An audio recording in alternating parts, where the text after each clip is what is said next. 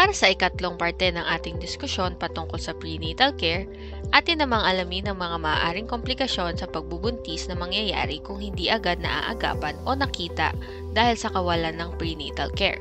Sa unang bahagi ay titignan muna natin ang ilan sa mga komplikasyon sa nanay.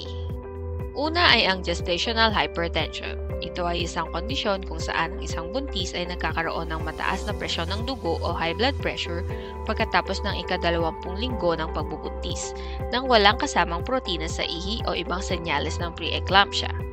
Ilan sa mga katangian nito ay, una, nangyayari lamang ito habang buntis. Hindi ito chronic hypertension na nariyan na bago pa man maging buntis ang isang pasyente. Ikalawa ay karaniwang nawawala ito pagkatapos manganak at maaaring maging panganib sa ina at sanggol kung hindi ito maaagapan. Ilan sa mga sintomas nito ay una, pagkakaroon ng high blood pressure na karaniwang mas mataas pa sa 140/90 mmHg. Meron ding panlalabo ng paningin, pamamanas sa muka, kamay at paa, paninikip ng dibdib o hirap sa paghinga, pagsusuka at kakaunting pag-ihi. Kung hindi sapat ang dugo at sustansyang natatanggap ng sanggol dahil sa mahirap na pagdaloy ng dugo dahil sa mataas na presyon, maaaring magdulot ito ng preeclampsia, mababang timbang ng sanggol sa kapanganakan, maagang panganganak o premature birth bago ang ika-37 na weeks ng pagbubuntis, paghiwalay ng placenta o inunan sa matres, at pagiging cesarean delivery. Mayroon din tayong tinatawag na gestational diabetes.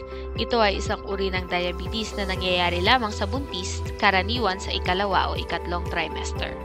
Nangyayari ito kapag ang katawan ng isang buntis ay hindi makagawa ng sapat na insulin upang matugunan ang karagdagang pangangailangan sa pagbubuntis, na siyang nagreresulta sa mataas na level ng blood sugar.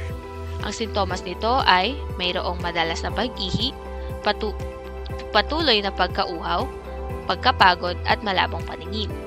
Ilan sa mga epekto nito sa pagbubuntis ay magkakaroon ng mataas na timbang ng sanggol sa pagsilang o tinatawag nating macrosomia na makikita natin sa larawan, preterm birth, pagtaas ng posibilidad ng cesarean section, pagkakaroon ng type 2 diabetes mellitus sa hinaharap pareho sa ina at sa anak, pagkakaroon ng preeclampsia, at hypoglycemia o mababang level ng blood sugar sa sanggol na maaaring magdulot ng seizures. Ang ikatlong komplikasyon ay ang preeclampsia. Ito ay isang kondisyon na nangyayari lamang sa ikalawang kalahati ng pagbubuntis, karaniwan matapos ang ika-20 linggo ng pagbubuntis. Ang mga katangian nito ay una, mayroong mataas na blood pressure na lumalagpas sa 140/90 mmHg. Pangalawa, mayroong protina sa ihi o tinatawag nating proteinuria na isang senyales ng pinsala sa kidney at maaaring may kasamang problema na ito sa atay, bato, dugo, utak o sa placenta ng nanay. Ilan sa mga sintomas para matukoy kung mayroon bang preeclampsia ang isang pasyente ay ang pagkakaroon ng malubhang sakit ng ulo, panlalabo ng paningin, pamamaga ng muka, kamay at paa, sakit sa itaas ng tiyan, karaniwan sa kanang bahagi, pagduduwal o pagsusuka, mabilis o bigla ang pagdagdag ng timbang, at kakaunting pag-ihi lamang. Ilan sa mga epekto naman nito ay magkakaroon ng tinatawag nating eclampsia o ang ganap na seizure o convulsion sa katawan. Mayroong ding placental abruption or ang pagkakahiwalay ng inunan o ng placenta sa matres, preterm birth or mababang birth weight, organ damage sa ina lalo na sa atay at sa bato, at pagkamatay ng sanggol sa matinding kaso. Sumunod naman na kondisyon ay ang anemia. Isa itong kondisyon kung saan kulang ang bilang o hindi maganda ang kalidad ng red blood cells sa katawan ng isang buntis. Ito ay nagdudulot sa kakulangan ng oxygen na dinadala sa mga tissue ng katawan at sa sanggol sa sinapupunan. At kadalasang dulot nito ay ang kakulangan sa iron. Dahil dito, hindi sapat ang iron sa katawan upang makagawa ng hemoglobin o ang bahagi ng dugo na nagdadala ng oxygen sa katawan. Ilan sa mga sintomas nito ay pagkakaroon ng matinding pagkapagod o panghihina, pananakit ng ulo, pagsikip ng dibdib o mabilis na tibok ng puso, pagkahilo, maputla ang balat at labi, at hirap sa paghinga kahit sa kaunting aktibidad lamang ang ginagawa.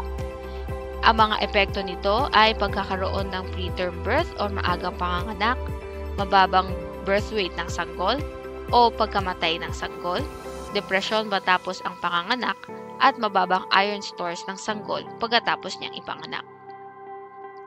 Isa pang komplikasyon ay ang urinary tract infection o UTI.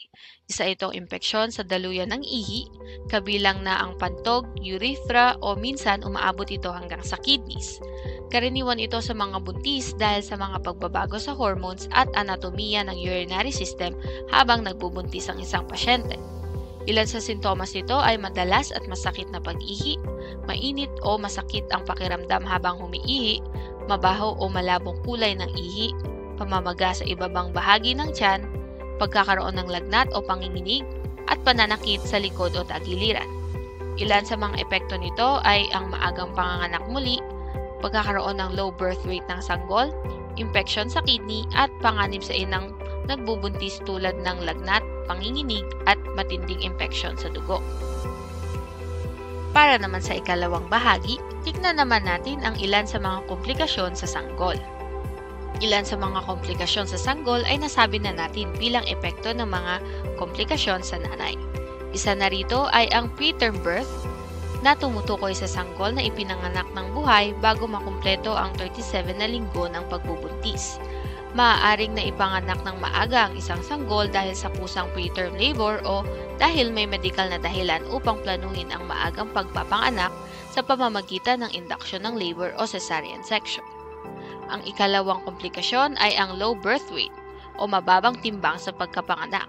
At ayon sa World Health Organization, natutukoy ito kung ang timbang ng sanggol ay mas mababa pa sa 2,500 grams o 2.5 kilograms. Ikatlo ay ang pagkakaroon ng birth defects. Ito ay tinatawag ring mga congenital disorders. Maaari itong tukuyin bilang struktural o functional na anomalyas na nangyari habang ang sanggol ay nasa sinapupunan at maaaring matukoy bago ang kapanganakan, sa oras ng panganganak, o minsan ay hindi talaga natutukoy hanggat sa unang bahagi ng pagkabata. Ang ilang depekto sa kapanganakan tulad ng cleft lip or cleft palate o neural tube defects ay may structural na problema sa madaling makita. Ang iba naman tulad ng sakit sa puso ay natutukoy sa pamamagitan ng mga espesyal na pagsusuri pa. Ang ilan sa mga sanhi ng depekto sa kapanganakan ay kinabibilangan ng una, genetics at problema sa kromosoma, exposure sa mga gamot, chemical o iba pang mga nakalalason na substansya habang nagbubuntis. Halimbawa, ang maling paggamit ng alak ay maaaring magdulot ng fetal alcohol spectrum disorder sa sanggol. Maaari ding maging sanhi ng depekto ay ang impeksyon habang nagbubuntis. Maaari rin dahil ito sa kakulangan ng ilang sa mga nutrisyon ng nanay. Ang kakulangan sa folic acid bago at habang nagbubuntis ay isang mahalagang salik na sanhi ng neural tube defects sa bata. Katulad ng sa mga nanay, mayroon ding impeksyon para sa mga sanggol. Ang impeksyon sa bagong silang na sanggol ay maaaring makuha mula sa mga bakterya, viruses, fungi o parasites sa panahon ng mga sumusunod.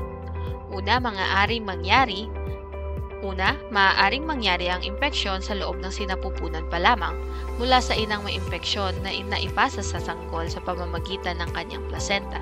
Maaari ring magkaroon ng impeksyon habang ipinapanganak ang bata mula sa birth canal ng ina habang dumadaan ang sanggol sa panganganak. Maaari ring magkaroon ng impeksyon na postpartum o pagkatapos ng kapanganakan at mula na ito sa mga panlabas na factors. At panghuli, mayroon tayong tinatawag na stillbirth. Ito ay ang pagkamatay ng sanggol sa sinapupunan pagkatapos ng kanyang ika-20 linggo ng pagbubuntis. Mula sa ating mga nakitang komplikasyon, maaaring mapatanong tayo kung paano nga ba natin ito maiiwasan. Ang isang sagot sa katanungang iyan ay ang pagkakaroon ng prenatal care. Dahil gaya nga ng mga nasabi sa nakaraang video, ang prenatal care ang makakatulong sa maagang pagtukoy ng mga problema sa kalusugan at daan ito para sa maagang paggamot at pagresolba ng mga isyong ito. Maraming salamat muli sa panonood at naway maging inspirasyon ito para sa mas malusog at mas ligtas na pagbubuntis para sa inyo.